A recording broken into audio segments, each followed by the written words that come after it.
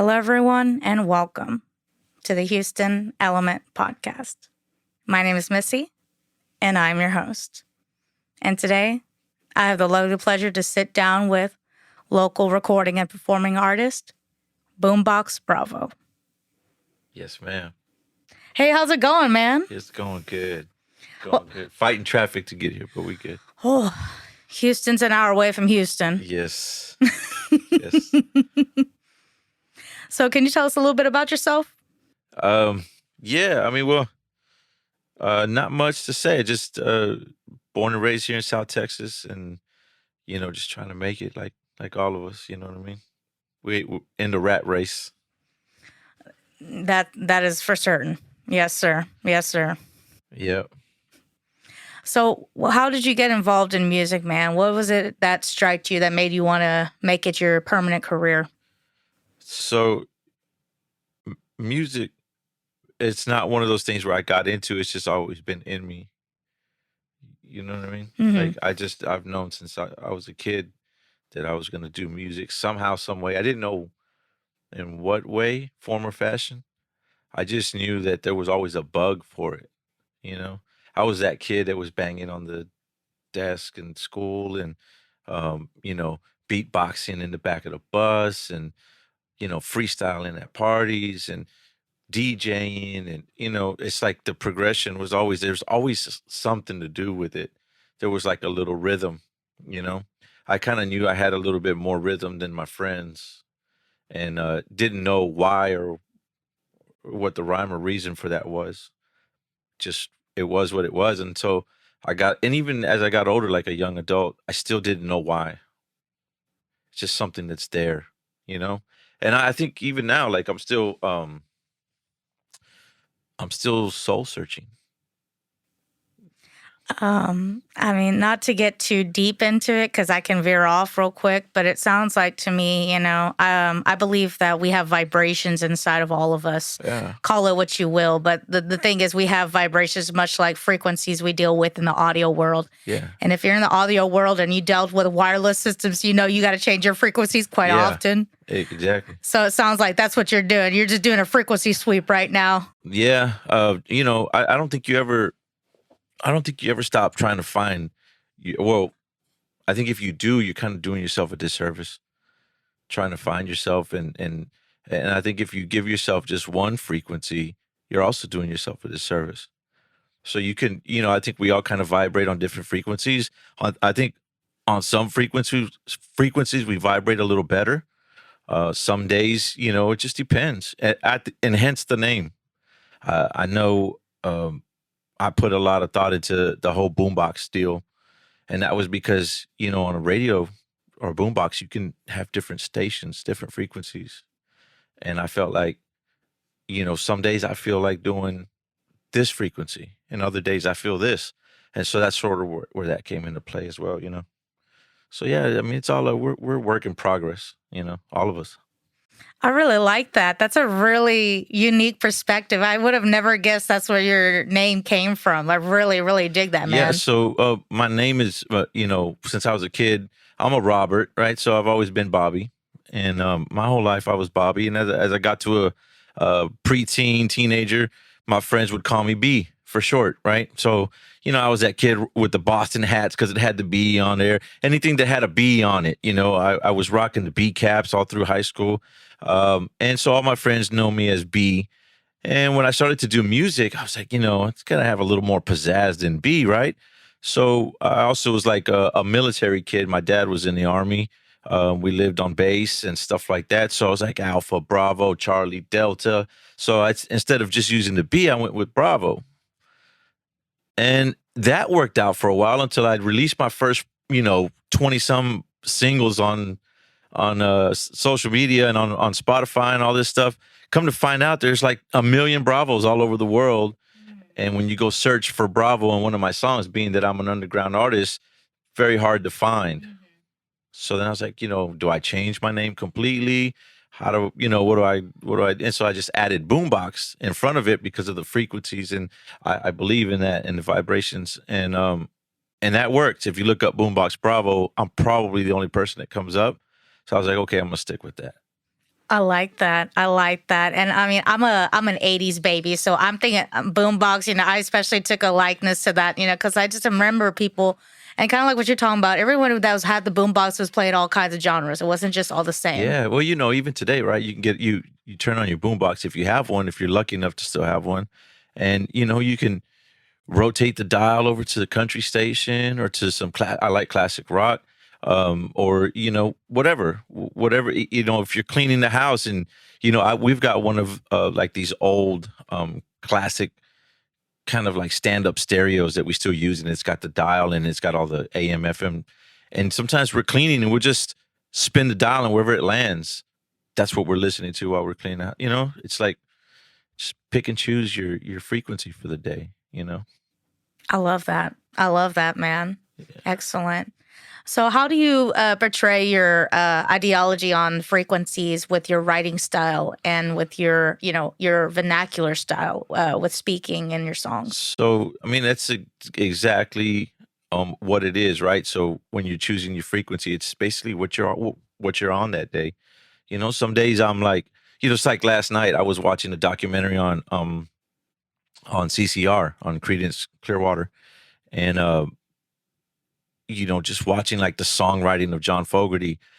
Last week I was watching the documentary on Kiss, and watching their come up, and then I watched a documentary on like one of the up and coming rappers, right?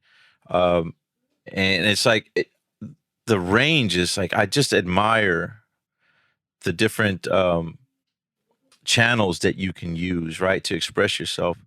And so I always felt like I can do everything. I feel like I can write for just about every genre. I think if you're a music lover, and you call yourself a music lover, then you should respect all genres. There's something in every genre that's going to move you. I used to always hate it when people say, "Man, I listen to everything but country, or I listen to everything but this," and you're not really a music lover then. And in all sense, sometimes speaking can be music as well. It's just the vibrations, and so I just however I feel that day, that's what I'm writing. That's what I'm doing. I feel that, man. I respect that, man. But you guys as artists, you as a lyrical artist, musical artist, y'all have this special gift to put what you're seeing, what you're feeling into words and rhythm and poetry. Yeah. I mean, mind blowing, man. Yeah, it's pretty neat, right, when it comes together, especially like when everything's clicking, and something like out of thin air, and it's like, wow, a few seconds ago that didn't exist, and all of a sudden it does, right? Sort of like this interview. Yeah. Yeah. Yeah. Yeah. So, what is your average workflow like when it comes to like writing a song and then getting to the studio and recording? So, I'm unfortunately I'm one of those people. For those that are like in my life, I listen to a lot of instrumentals. I like just instrumentals, just sounds, vibrations, right? And I'll listen to them over. Like I'll listen literally to an instrumental like 1,000 times. I'll have it on repeat, and it'll play for hours, if not days, sometimes. And then I may or may not write to it. Sometimes it comes out really fast. Like I'll write a few songs in a couple of minutes or whatever, and then sometimes I can sit on a song for days or weeks, and then I'll end up scrapping it because I just can't do anything to it. I kind of find that the ones that are most memorable are the ones that come about the easiest, like the ones that you literally spit out, and just like words are just coming out onto the paper or to your phone or whatever. Those are the ones that normally are like, okay, wow, that was a good one. I think the ones you put too much thought into, they tend to be laborious, and then you can tell when you listen back to it. So I try not to keep those too, And it's a problem that I have too, because I'm a perfectionist when it comes to doing the music and stuff. I mean, with everything, with every detail. And people that are around me, they're like, "Man, that's good. Just put it out, let it." And I'm like, no, I don't want people to get that impression of me. Right. Whether the mix is off, or if I had a few drinks while I was recording and I'm slurring, or whatever the case may be. And so I'm working on it. It's a work in progress. But usually the workflow is listen to the instrumental and write, and then come over here. I actually record here at the studio, so that's usually the workflow. And I like to write everywhere too. It's not just like whenever. So I'm that person, right? If I'm driving and lyrics start coming to me, I'll tell my wife to take notes because I don't want to forget it. So she'll take notes for me. So yeah, I mean, when it comes, you just gotta let it out. Yes, and I've heard that before with artists and with engineers. Is that music is about instinct. So if you dawn on it too long, it's not natural. Right. I respect that, man. Yeah. I respect that, man.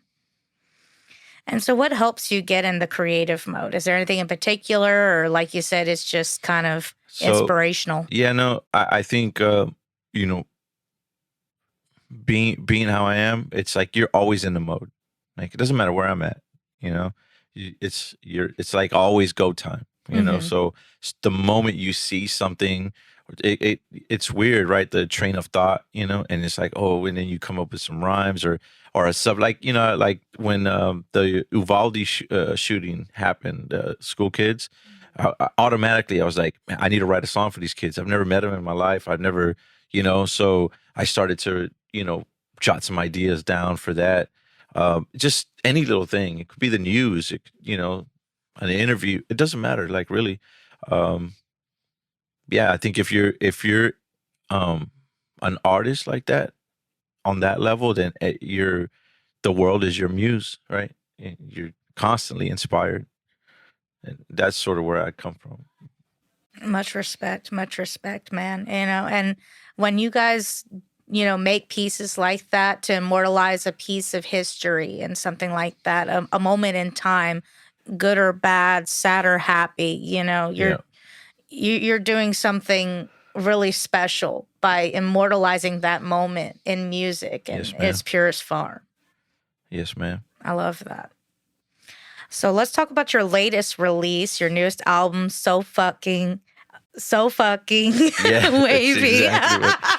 Yeah. Sorry. If you got young ones, don't let them listen to that. Sofa King. Sofa King, okay? There you Sofa go. King, okay? I have horrible speech. Excuse me. So what was the inspiration behind this album? So really, I think I had come into a group of instrumentals, and the first 2 or 3 tracks all had this like little wavy feel, right? And like I said, the whole thing was like, I'm still trying to find myself with, being an artist. I'm an underground artist. If you look at me on Spotify, I probably have like 4 followers on Spotify and stuff, My numbers aren't where they're supposed to be according to like the social media norms and stuff like that. So part of finding myself was like, you know what? I just want to have fun. Sometimes you go into the studio or you write songs with this like intent of, I want to please a certain audience or certain genre or my city or town or whatever. And, you can kind of put yourself in a corner by doing stuff like that. And I didn't want to do that. Right. So I was like, yeah, I'm from Houston, pretty much my whole life, South Texas. And you can really marginalize yourself if you just write like that, So this album, I was like, I wanted to experiment a little with songwriting and, actually putting stuff together that maybe doesn't sound like, wow, he doesn't sound like he's from Houston, and then come to find out like, wow, he is a Houston artist, Yeah. Because you hear a Houston artist, you automatically, I don't know are you into the music like that? Like, oh yeah.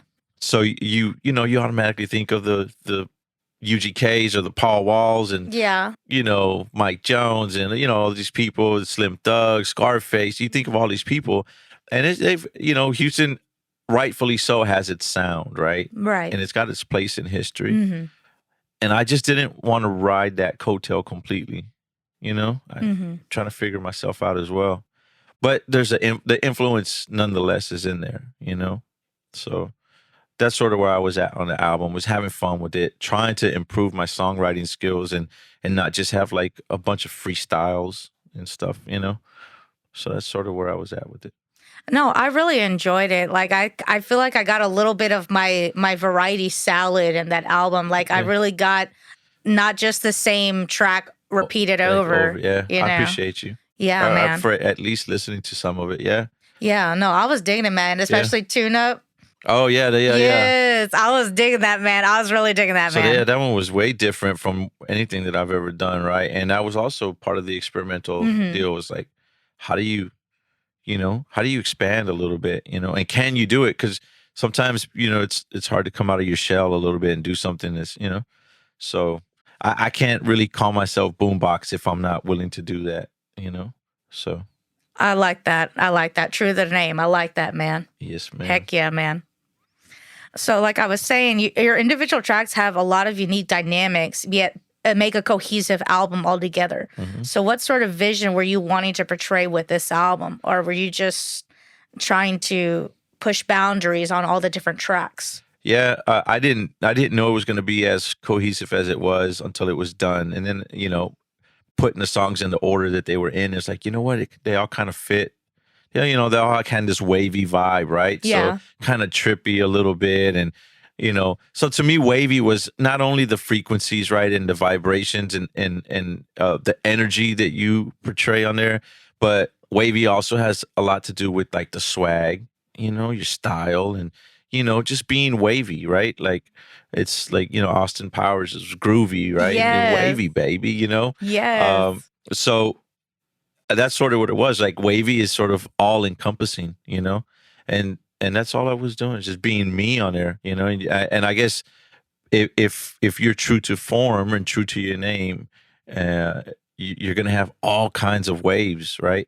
Fortunately for me, they kind of all meshed and they matched each other a little bit, but that was not the purpose or the intent, but luckily it did. Now that you put it in those words, now it's like that's exactly how it felt to me, man. Yeah. It's like different little something, like ripple, ripple, ripple. Right. And I was like, oh, here's something. Oh, and here's something. I was like, ooh. Well, and then the thing too is, right, like I'm a pretty positive person, but I where I come from a small town in South Texas, right, far Texas. I was pretty much raised adjacent to the projects, not in them, but I was right next to them. My grandparents had a store, a convenience store, so all the project kids would come over, right? And it was it was really heavy gang influence in the neighborhood, right? And I never did join a gang, but I grew up around it. My friend, I remember in 5th grade, I had friends that were stealing cars, getting in cop chases in 5th, 6th grade, right? And I grew up seeing this stuff and the fights and all this stuff, and so I can't leave it out. Like it's in me to I've seen that. I've grown up around it. It was a big influence on my formative years, right? To see all of that. Then listening to like when rap really took off in the 90s, and Snoop and Dre and all that gang culture and all that stuff, right? So it's there. I was influenced, Scarface, The Diary, all these things, right? I'm listening to all this stuff. And so the dynamic there's like from that to everything from the dance music, I soaked it all in, everything.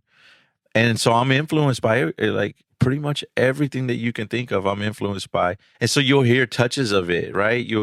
There's the street influence, but there's also this, and you'll hear some classic this or some reference to such and such artists, and I think that's sort of what my thing is I want people to see a little bit of themselves in something that I do, and I know you can't please everybody, but I'm trying, Bless you for trying, honey. Yeah. You're an angel for trying. Yeah. No, I noticed that like each of your beats, aside from the dynamics and the lyrics, but each of your beats were meticulously different to some extent. So was that on purpose as well? It's not on purpose, and it's not by accident. It's just It is what it is, you know. If something moves me, it moves me. If I'm listening to it, I'm, you know, if one of those days where I'm just like, I just feel like listening to instrumentals. If something catches my eye, I'm stopping on it, or my ear, I'm sorry. I'll stop on it, and I'll sit there and I'll listen to it for a little bit. And if I feel like I can do something with it, if choruses start coming or melodies or whatever start coming, I'll keep it. And I'll just put it in the vault. Like, okay, I want to use that at some point. If not, I might just write to it right then and there if it's coming that easy. And it just so happens that if it's sonically pleasing to me, I'll keep it. It doesn't matter what genre it is or if it sounds like whatever. Yeah.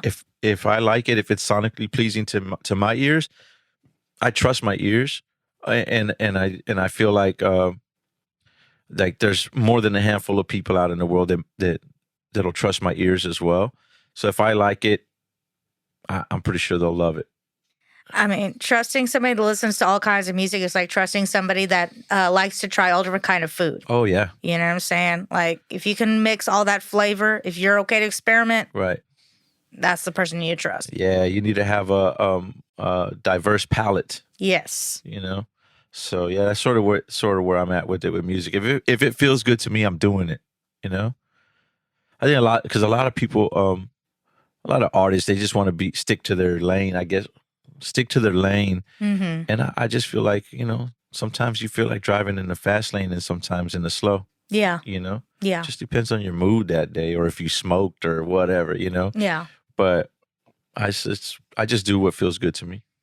Music's such a big ocean. Why just stay in one part of it? Right. Wow. Yeah. So how long did it take for you to finish making this album? And what was the overall process like for you? So pretty much the same as what we've been talking about, right? Just kind of stuff that feels good, writing to it, coming over here to Audibles to record.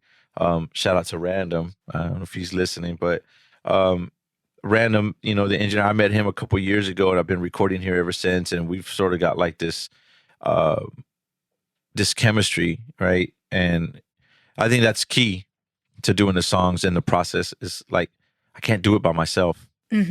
So that's it. I mean, you just find it, write to it, come over here, and then, you know, Random will add his touches and stuff, and it's usually magic, you know. It's usually pretty good. We don't always hit it on the head, but for the most part we do. I'm pretty content with what we do, you know. Wonderful. Yeah. And having that chemistry just helps make it so much quicker. Yeah, it was always a missing piece to my puzzle, and you know, thank God I was able to get it here at the at Audibles. Yes, music bromance. Yeah. Yes. There you go. And so you've performed all over Houston. So what has been your favorite show thus far, and why? Favorite show.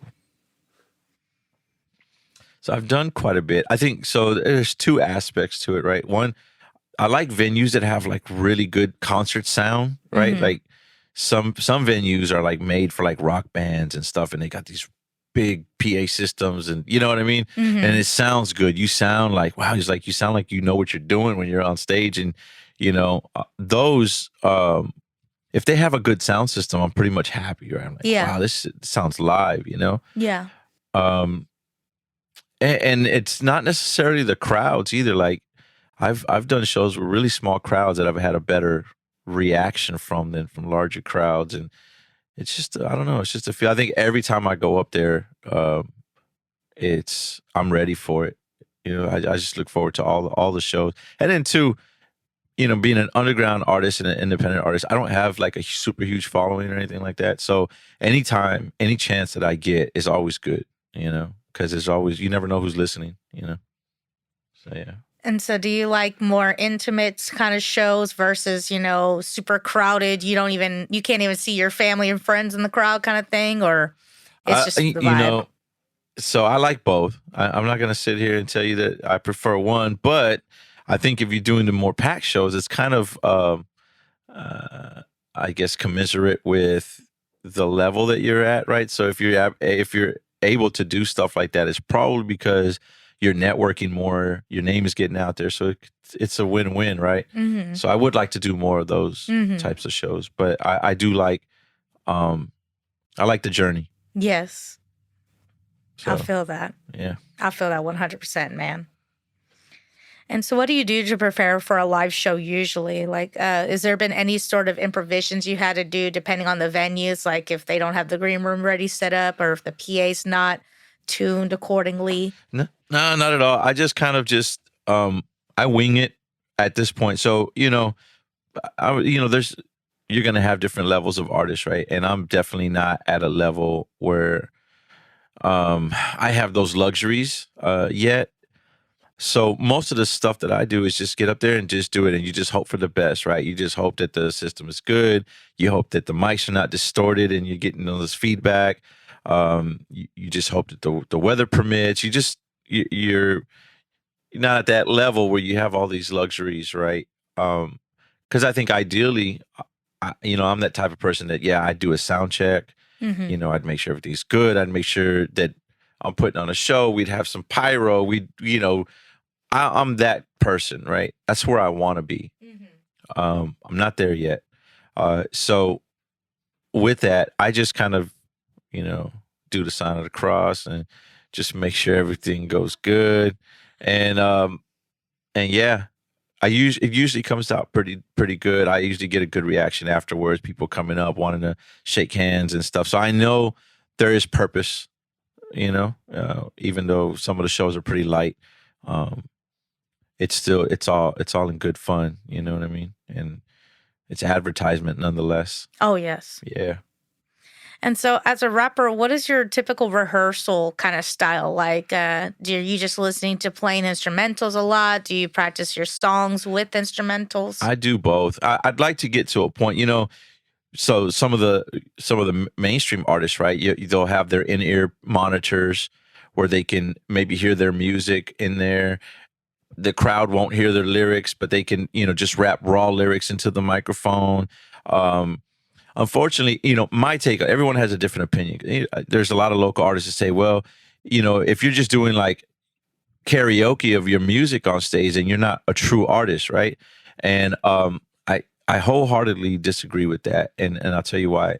A lot of times, you go, unless you go into a lot of the same places, that some of these systems are pretty trashy, right? You get a lot of feedback, you get a lot of distortion.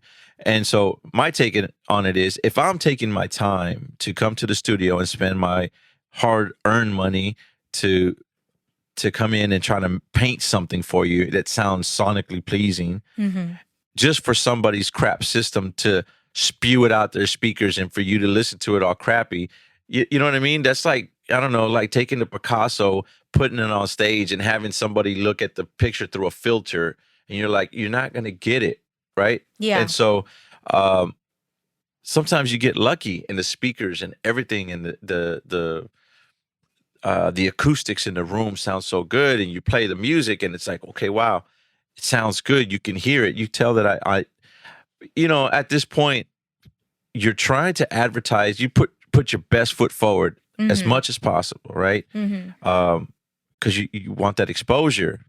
I don't want to be my first impression or your first impression of my music to be some distorted mess that's coming out of. Yeah, you get to see me in person. You see what I am. You may or may not think, oh wow, he's put together. He looks good, whatever. And then you hear this crap coming out the music. It's like I don't have the opportunity to sit there and say, no, it doesn't sound that bad. Actually, you should listen to it in your car. Right. This is my chance to show you what I paint. And so I think if I had the luxury of the artists that get to do sound check and get to go in there and do things the right way, it's like, yeah, I would take advantage of that, right? And I would do more of the a cappella, just me and the music playing, have maybe a couple band members playing the music. I'm just not there yet. Yeah. And I want to get to that point, But for now, I try to paint the best picture I can every time I get, and if it has to be where I'm doing karaoke to my own music, I think it's the lesser of two evils, right? And I think at least you get to hear what I was trying to portray. Maybe you'll want to go listen to it on your Spotify or your Apple Music or something. And it's like, that's my only opportunity to present that to you at that moment, Yeah. So that's sort of how I feel about it. And that makes sense, because maybe it's like, like you said, the system may not be able to pick up the bass in your music and your track or something Right? like Yeah. that. So, Some of these speakers, right? You go in there, it's like just on a stand, like you're doing a backyard yeah. quinceañera party or something, Yeah. and it's like that's not No. the first impression I want to put out for these Yeah. people. You know what I mean? Yeah. And so that's sort of why, just to play it safe, most of the time I do my vocals on top of my vocals. Right? Yeah. A lot of times, I've seen that happen. I've been in the audience watching people do that. A lot of times that comes out just as nice. Mm-hmm.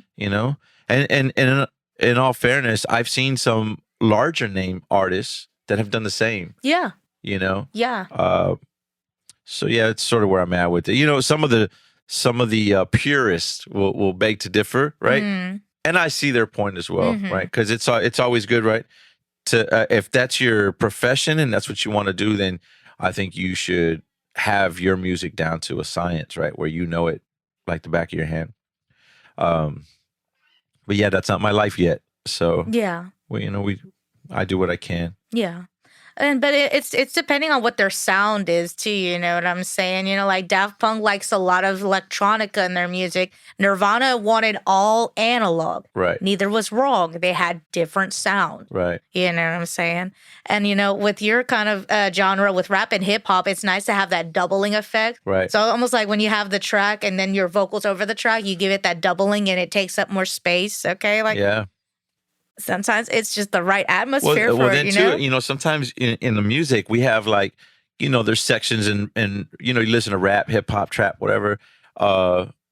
You'll have sections where there's an effect on your vocal for that moment. Yeah, same thing as a guitar. Yeah. They've got these wah pedals, right? They've got all these amps and different things. You'll see them go and hit the button over here and they're playing for the guitar solo. So I don't have an engineer that says, hey, when Bravo says this line, we need to hit this button so it can, because that's how it was on the recording. I don't have that luxury yet. Right. Right. Kanye that uses a lot of auto-tune and stuff like that, but he's got sound engineers that they know at that part of that song, we need to hit this and put this effect on his mic. So when his mic's hot and he's doing that part, it sounds just like the record. Yeah. But he's got a crew of people doing that for him. And it's done live, right? They know what to do. They're watching the performance, say, okay, and bam, they hit the button. It sounds just like the record. I don't have that luxury. Yeah. And for that reason, until I get to that point where I can have a sound engineer, engineering my shows and everything's choreographed and, the way it's supposed to be done, hopefully I can get there one day. Yeah. Oh, yeah. So it's going to happen, man. It's going to happen, man. But I mean, and but you guys aren't just, I wouldn't call it karaokeing to your music because you perform, like you give a whole vision on the stage, you know what I'm saying? You're giving your whole self out there. We're trying. I mean, we're working with what we got, It's all you can do. You can either sit on the sofa and watch other people do it and talk about the other people that are doing it, or you can actually get up and do it, and that's sort of what my philosophy is on it. I'm at least I'm getting off the sofa and giving it a try, You know what I'm saying? Trust. And so you collaborate with many artists from Houston, including City Boy, The Prophett, and 97.9 The Box host Jessica Jeans. Yes. So how's your experience been with working with these other artists? It's been great, actually. It's like that's like the motivation, right? Because all these, my whole thing is like when I collab with you, if I collab with you, I kind of want it to be the best song that you've ever done. Like, man, it's so the intent is when we leave and you listen to it, you're like, man, some of the best songs I ever did were with Bravo, because you're gonna network with all kinds of people, right?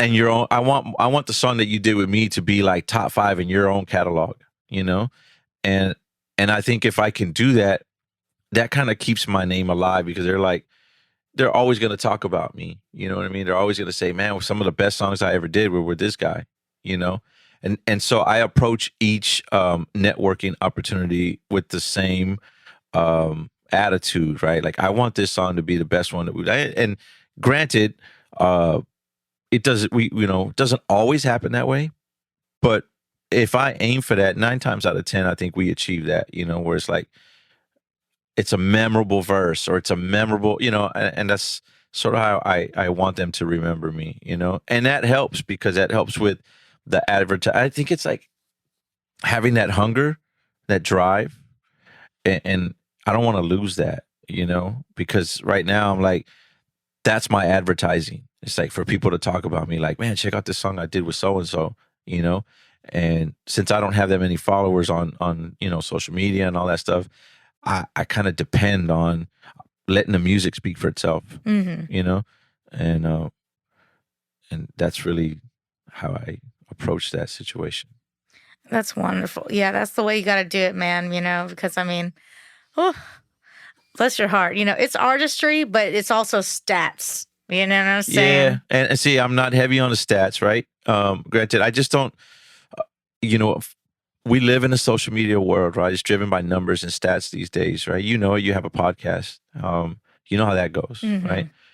But I'm just not one of those people, right? Like I could really care less, But unfortunately, I'm also smart enough to know that that's sort of the way of the world these days, So I don't want to completely disregard that, but it's just so not in my personality to really care about numbers and It's like, to me, it's like if the songs jam, they jam. Like it's too bad for you that you haven't heard them. You know what I mean? That's sort of how I feel about it.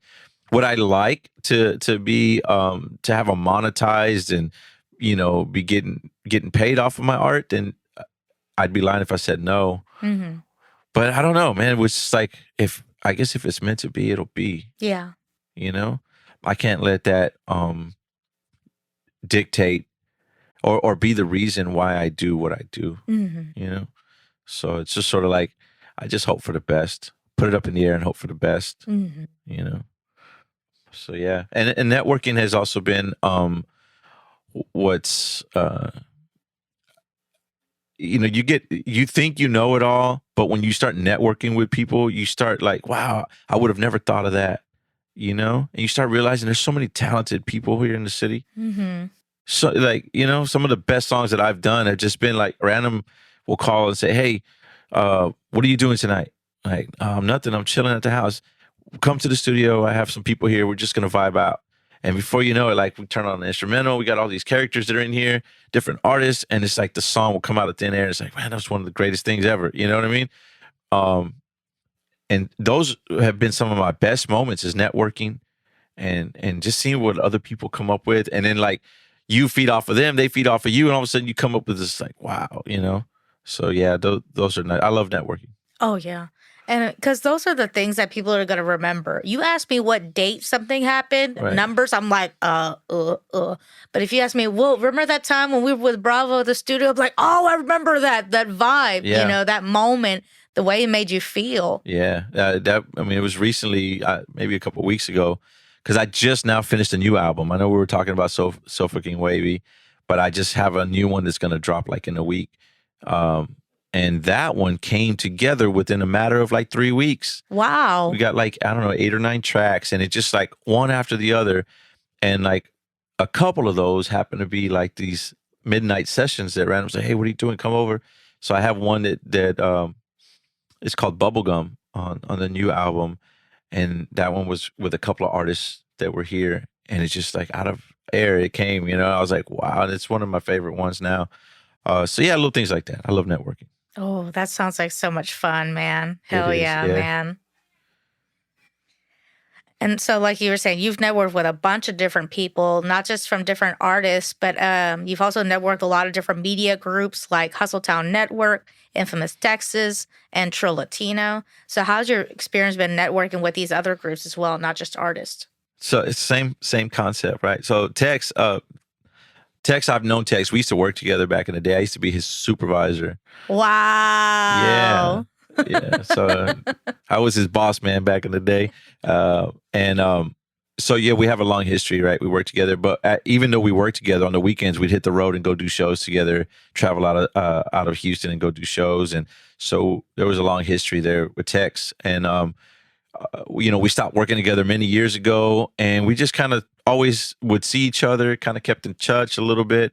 And then come to find out now he's doing the, Hustletown Network and with Jessica Jeans. And So there's a long history there, and so it's always been a pleasure working with them. Tex has shot almost all my videos, so I don't know how many videos I have now, but I want to say Tex has shot damn near all of them. And Jessica with Hustle Town Network, I met her through Tex as well. And, she's got a lovely voice. Ended up doing some songs with her. And Jessica's asked me to kind of help her write her first album. Wow. So I'm doing that now, right? We're getting some ideas together and stuff. And that's sort of like in the infant stages, but that's something that we're going to work on. And Trill Latino happens to be my record label or my label. And so we started that back in the day with a friend of mine, Carlos from Dallas, and his brother Eric. And Eric is actually on FM radio. He's a DJ in Dallas now. So it's been a labor of love, man. This thing, like it hasn't stopped since, I don't know, 10, 15 years ago, and it's still not where it needs to be. But it's just that networking and one foot in front of the other kind of mindset that's kind of keeping it alive. Little things like this too. I don't really do a lot of interviews. It's like one of my first interviews, like officially, So yeah. I feel yeah. honored. Yeah. So yeah, we're just seeing where it goes, Right on, man. Right on, man. So Trill Latino is your label. I didn't realize that. That's wonderful. Yeah. So, me, Carlos, and Eric started it back in the day. We had a group called the Young Thugs, right, back in South Texas. And I joined. It was their group, and I joined. At the time, there was like 7 to 8 guys it was one of those like Wu-Tang type of rap groups, right? Ended up being just me and Lowe's towards the very end, for various reasons. Some people got locked up. Others couldn't, dedicate their time and money and energy to it. And it just ended up being Los and I. And so we were under the Trill Latino label, right? Was never really mine, but me, him, and Eric were the main ones. I was doing the songwriting and the production, and they were financing and doing, putting the shows together, doing all this stuff, right? So it was a collective. And we never really left, and it never really got to where it needed to be. So we just always kept it, right? When I started doing my solo thing, everyone moved to different cities. They moved to Dallas. I moved to Houston. I started my own little record label called Trill Legal Records, right? Because I was like, well, I need something for myself, right? Because I'm trying this solo thing. Carlos went to start on some businesses. He's got a tax business now. He does Christmas lights. He does they do a podcast and a show on YouTube and TikTok. So they're doing really well. So I was like, well, I kind of need my own thing. And so I started Trill Legal Records. And I just, nothing but my music is on there. But Eric and I, his brother, we kept the Trill Latino radio going. So we came and we're doing a radio show out of Audibles, right? And we were doing that every Sunday. We're interviewing artists and, playing music, and we still kind of have that. But Eric got offered a FM radio job. So he's doing FM radio in Dallas right now. So we're trying to figure out with his new scheduling if we're going to keep the Trill Latino radio going. Because that's something that we definitely want to do. Is an app on your phone, your Revolution Radio. You can listen to us every Sunday. So we're taking a little break from that, but I think we're going to get that going here soon too. But yeah, it's all a work in progress, man. It's been a labor of love, this music thing. Labor of love, indeed, man. You know what I'm saying? Yeah. Whether it's a labor of a child or labor of love, it's the same thing, man. Same heartaches. Yeah. Your feet may be swollen. Yeah. Your eyes may be watery, but you are so happy with what you're doing. Right. Yeah. That's a good way to put it. Yes. 100%. I respect that, man. I promise. Yeah. Yes. So like you've been saying, you've been consistently working on music. Even during 2020 when everything was shut down, you were still doing shows. Yeah. So what kind of things do you do to keep focused on the music? Well, I think kind of piggybacking off of one of the questions earlier, I don't stop thinking about music. Music is in me, it's not on me. And so because of that, it just never stops. I don't turn it off and on. I am who I am wherever I am.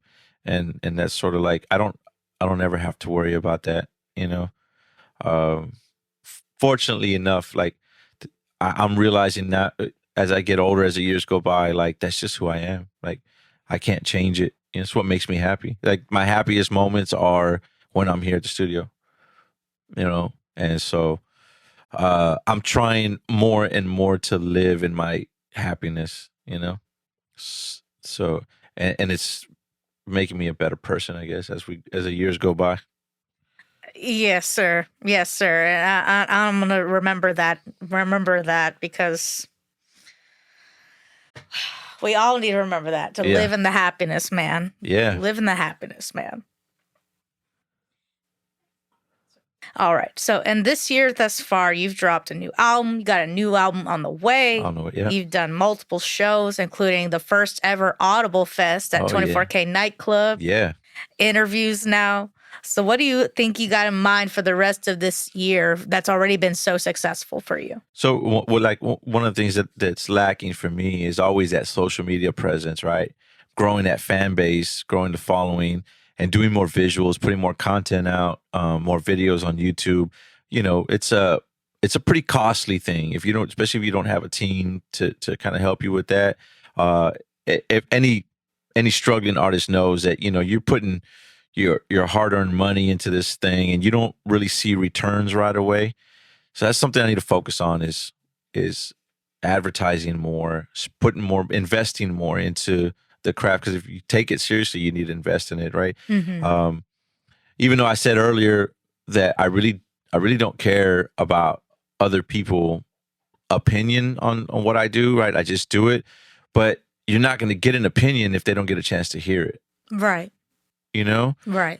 I still need people to hear it, right? Because it's a music business at the end of the day, right? Indeed. And so I need to focus more on the business part of that and putting it in front of more people, getting out of the city, whatever that may entail. That's what I'm trying to focus on. I feel that, man. Hopefully we can conquer that in the rest of this year or maybe next year, Mm-hmm. Do you have any kind of game plan for that next kind of step so far, or you're just taking it day by day? I take it day by day. Things like this, right? I think if something's meant to be, it will be. You kind of manifest some of these things into fruition, right? And I think if you believe in yourself wholeheartedly, things like this will come and fall in your lap, right? Interviews, networking, and so I'm trusting in the process. I can't do anything else but trust in the process. Try to put a good product out as best as I can, and trust the process. And I feel like if I'm putting 100% of myself into the music, and I'm being specific about details and the way things sound, and it being sonically pleasing, I can't do anything but just trust the process. Hopefully, people like yourself will, at least take some time to listen to a few tracks and be like, man, this guy really does have something, or maybe not, but I'm just trusting that maybe there's more of instead of a 50-50, there's maybe like a 70-30 chance that you're going to tell somebody about me. And I can't do anything but just hope for that, and at the same time, just keep being happy and doing music, Yeah, man. or, I just like having a good time, Yeah, man. So that's all it is. And I mean, pretty 99.99% of my good times involve music. Yeah. So whether I'm setting it up, listening to it, So don't matter. Is your background in media? Do you come from a media place, or is this something new to you too? Yeah. So going to concerts since I was 14, went to school for audio, stagehand for almost 3 years. Okay. And then I was like, I like audio, but I also like setting up the PA and setting up the video wall. Not so much lighting, because I'm sorry, lighting people. Y'all always complaining about the freaking data cable. They always complain because unlike the XLR, you got 5 pins. And so if you shove it in the output, it breaks that pin. And then you got the LD guy yelling at you, screaming, "You broke my data cable." Y'all know. So, but I mean, so that's, yes, no matter where it is, whether, like you said, whether it's country, whether it's rock, whether it's in a boo-boo PA, if it's music, I'm probably going to have a good time. Yeah. That and a couple drinks. Yes, please. There we go. craft tent. Well, thank you so much for joining us today. It was my pleasure. Thanks for the invite. Absolutely. So do you have any last bit of advice for the listeners? Live in your happiness. Live in your happiness and find your frequency. You can't go wrong. That part. Yeah. That part, okay? My audio people, y'all know we always got to be checking up on our frequencies, okay? Because sometimes, stuff gets in the way, weather, whatever, adjust that stuff. Yeah. And if you're not an audio person, well, guess what? You're going to learn today. You're going to learn today. Well, thank you guys so much for joining us this week, and we will talk to you guys next week. Peace.